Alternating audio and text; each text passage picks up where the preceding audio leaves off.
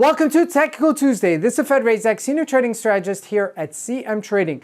And today we're going to answer what are stocks. Now I get this question all the time, and that's why I'm designating a segment just to answer this question. So before we start, make sure to smash the like button, share, and do subscribe, especially if you find value in this presentation. Okay, so let's get into it. What are stocks? So it's a timeline, and it's really a story that develops on how stocks are made. Now, most companies, like some of the companies that we see here, start out with very limited resources. They start out from garages, they start out in the backyard, they start out in a bedroom.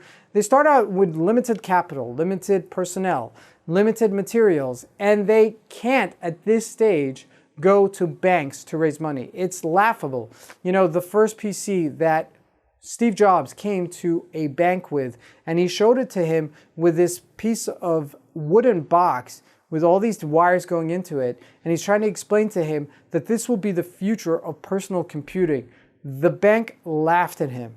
They don't take this seriously because they don't understand the value of it at that time. So there's a certain vision at this inceptional stage that only like real dedicated entrepreneurs could see the final product and its effect on the market, and they are really committed to it. Now, most of these people are also very limited with capital sense, and meaning to say they're limited with who they could go to raise capital. So it usually generally starts with family and friends. You go to the circles that you know and that you're comfortable with, and you pitch the idea. You say to them, listen, I'm starting out this PC and I'm thinking of looking to raise money and I need some help. And usually, you know, somebody in friends and family usually comes through, but it's limited, right? These type of people, unless you're, you know, really with the upper echelon of, you know, the top 1%, they're limited in how much they can actually lend you money towards your endeavor, because there's risks involved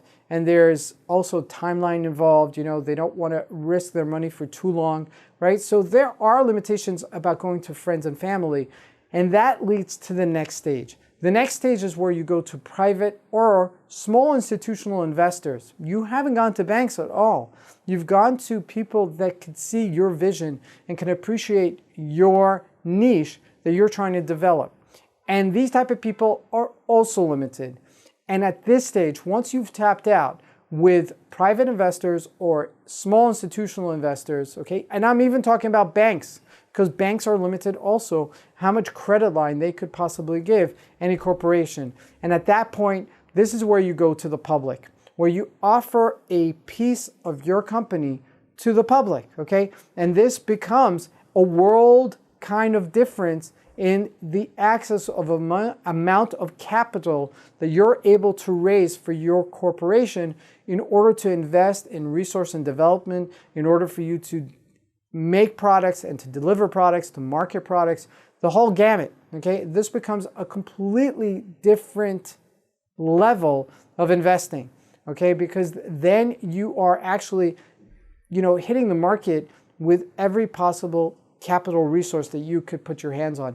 Now, generally speaking, when companies get to this level, they have to offer to the public, and they do that through an exchange. So in South Africa, it's the Johannesburg Stock Exchange that they offer a piece of their company to the public.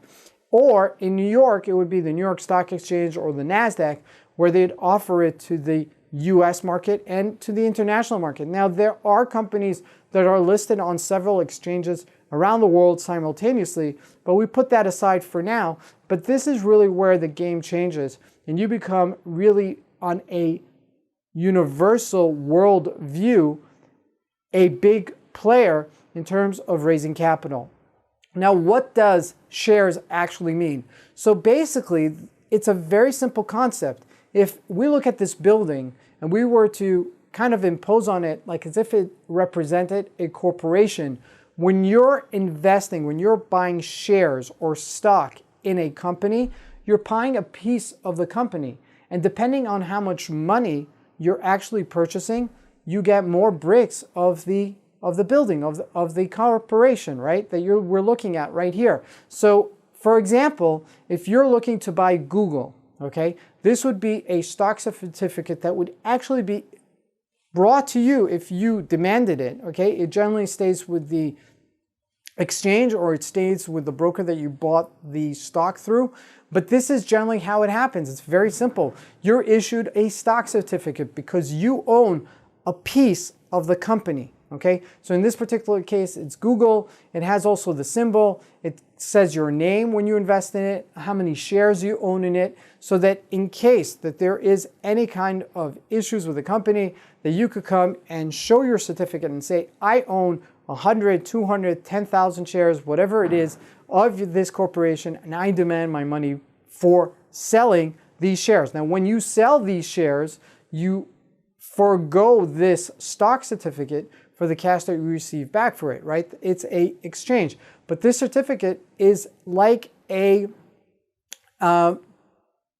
certificate of ownership of a piece of land. It's like a deed, okay? So it shows you that you actually own a piece of this corporation.